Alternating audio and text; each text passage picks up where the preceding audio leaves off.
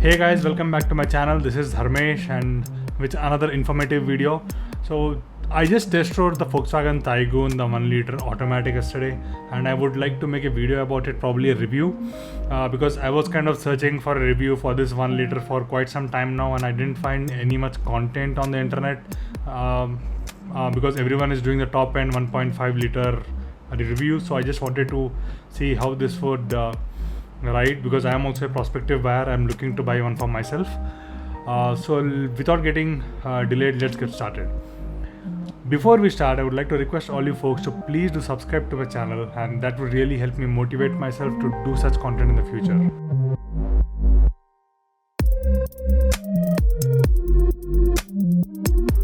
So the Volkswagen and the Skoda, so they both have the same factory here in Chakan plant, and they are manufacturing the same car in two different variants. One is the Kushaq and one is the Taygun.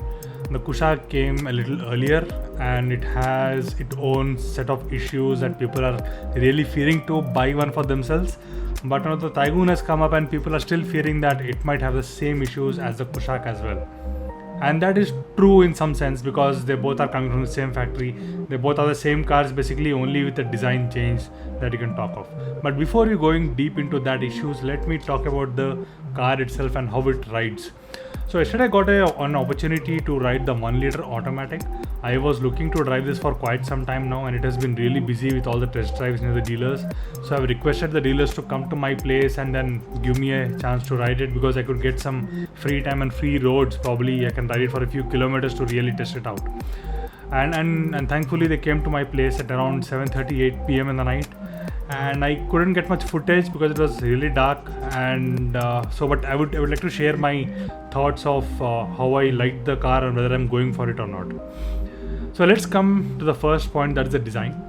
So as you guys know that the Volkswagen and the Skoda design language has been constant across all its models for decades.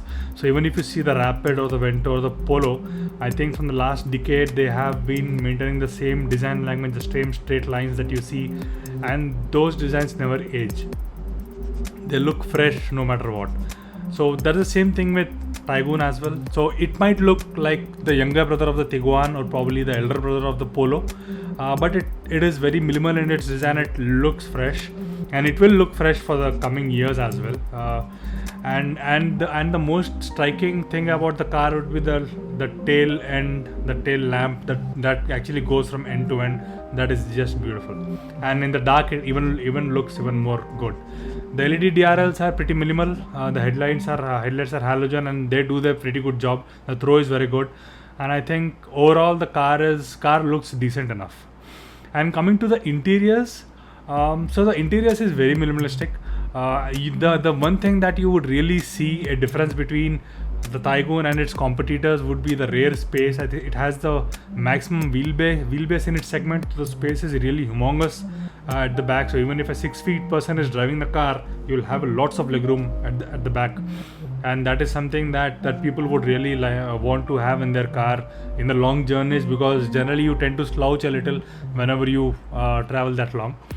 And that is something that people would really want to have in their car. But the only problem would be people would not fit 3 shoulder to shoulder. That would be a really tight squeeze, and it will not be comfortable for the third person. And that is something that is person's choice, because even if you take the Creta, Seltos or any other car for the matter of fact, you cannot fit 3 people very comfortably until unless it's an Harrier or Jeep Compass or in that segment. So that is something that if you're nitpicking, I think that is something that the car is a little short and a little narrow for the matter. So coming back to the Taygun, I think the most important thing that the people are going to want to watch this video for is the 1 liter engine and what it is, how does it drive, and for whom this car is aimed for. I think the 1 liter engine is something that people are underestimating for most of the time, because it has 3 cylinders in it and it churns out around 120 PS of power, 178 Nm of torque. Okay, on paper it looks probably less because it is 3 cylinder 1 liter and all that, but if you just give it a thought, if you compare it to the competition is providing you with a naturally aspirated petrol engine like 1.4 liter. It also gives you around 115 PS of power and 140 Nm of torque. And if you can drive those cars, they are not rev happy cars by any way. You need to really be subtle on your throttle. You need to really be soft on the car, and you'll not enjoy it whatsoever. So that is something that the Skoda and the Volkswagen thought of, and they actually got a smaller engine with a turbocharger, and this turbocharger engine gives you more torque than what the naturally aspirated gives, around 178 Nm of torque. And this makes sure that you get a torque ready from the beginning of the torque band till the end. So basically you have a flat torque curve, and that is something that you'll never get in a naturally aspirated engine, and that is the reason the turbocharger is very useful. And this is coming at a price that is really very affordable. So instead of going for a naturally aspirated engine, you can go for a 1 liter turbocharger engine. Now coming to the performance, I think this is something that many people would want to hear is it's a 1 liter, so why should I go for it? I'll go for a 1.5, but the 1.5 doesn't come cheap. It's an imported engine, adds a lot of taxes to it. It is really expensive, so why not 1 liter? So let's just give me an example. I have an i20 2013 model. It's a diesel. It makes 90 PS of power and around 220 Nm of torque. And if you compare the specs, the Taygun makes 120 PS and around 178 Nm of torque. So torque is a little less because it's a petrol engine, but I didn't find any difference on how the car pulls or drives. Probably a 5% marginally here and there, but that is something left to my choice because I kind of push my car to its limits, and the diesel engines, as you guys know, are beasts in how they drive. So I think the torque curve is really flat, the torque is really very good, you'll never find any lag. Yeah, the lag. I think the people are talking a lot about the lag, so let me clear something out. So when you guys go for a test drive, so mostly what happens is you just get around a kilometer or half, I think, for a test drive maximum. So what people do, even me for the matter of fact, we go to the test drive, we just hit the pedal down to the ground and see how the car picks up. That's how we test drive. And that is something that we normally don't do in our casual driving or our daily driving. And that is where people are trying to say that it has a lag. So definitely when you push the pedal to the metal, definitely it will take a second or two for it to pick up, and that is not how you will drive. So when I got a chance to drive around 10 to 15 kilometers for a test drive, I took it in really low speeds, over speed bumps, and I took it to higher speeds, 3-digit speeds, and I think the car never lagged in any scenarios in any gear. So that is something that I think you guys should make sure that when you're test driving the vehicle, drive it as you drive on your daily basis. So I never found any lag in any gear or anywhere. So I think that is ample enough for city and very good for the highway as well. The 1.5 is an enthusiast engine for sure, and that is something that you might not enjoy in a city conditions. Now coming back to the gearbox, I think the torque converter is something that is really very smooth in the Skoda and the Volkswagen. You never know the gears that it is changing. It is like so smooth, and also, to be really fair to the gearbox for the price that it's offering, I think the torque converters are really cheap to maintain in the longer run when compared to the DCTs. And because the DCT or the DSG have 2 clutches in them, and the maintenance costs rises exponentially whenever they have a problem in them. And also, to be really fair, the DCTs are really enjoyed on the highways when you try to, go on the ghats, or probably you need really quick gear shifts. You enjoy that. In city, I don't think it doesn't matter much. So I think torque converter are the best for any reason. Only the DCTs or the 1.5 are for the enthusiasts who really want that extra kick that these normal cars don't offer.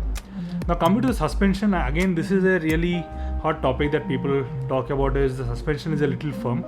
So when I went on to the roads, I was even able to feel little bumps here and there. Even the mud patches that you find near construction areas and all, I was able to feel that in the car, and that is because the suspension is a little stiff, and that is done on purpose. The main reason being, if the suspension is stiff, it always means that the car is made to be ridden on highways at higher speeds. It will be stable no matter what. And if the suspension is soft, that means that on the highways at higher speeds, the car starts to wobble up and down and sideways, and that is something that is not confidence inspiring. And also there are cons to both of these. Like as I said, if the suspension is stiff, the highway rides, high speeds will be really stable.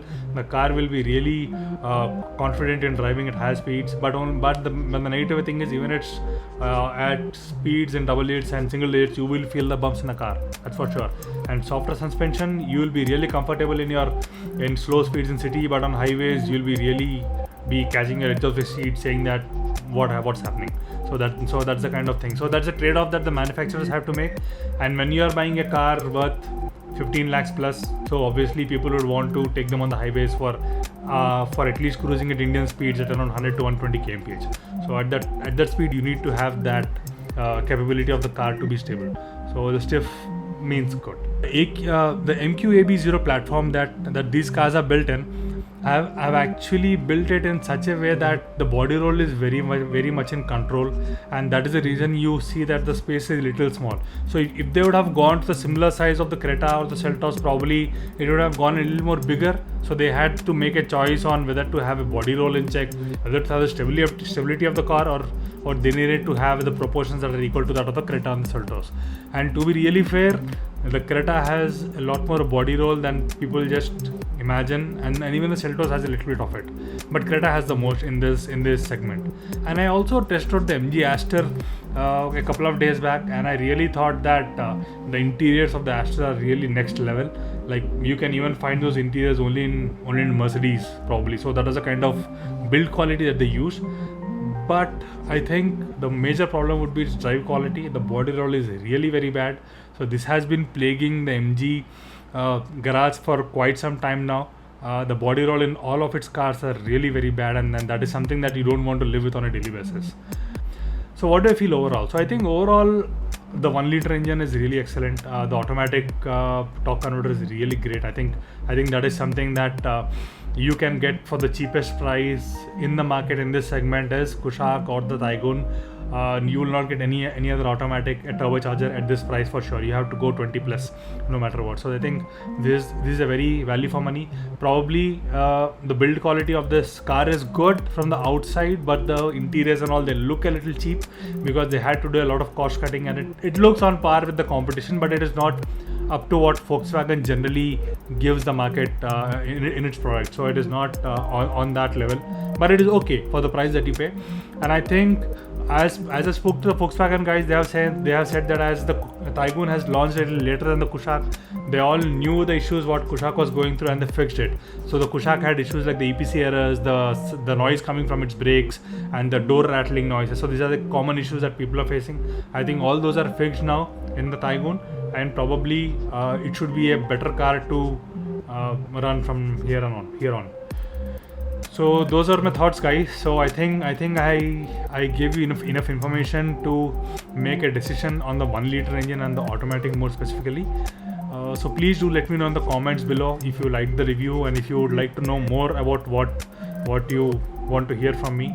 And please do not forget to subscribe the channel. It will really help me to make such videos more. So I'll talk to you guys in the next one. Peace. Bye bye.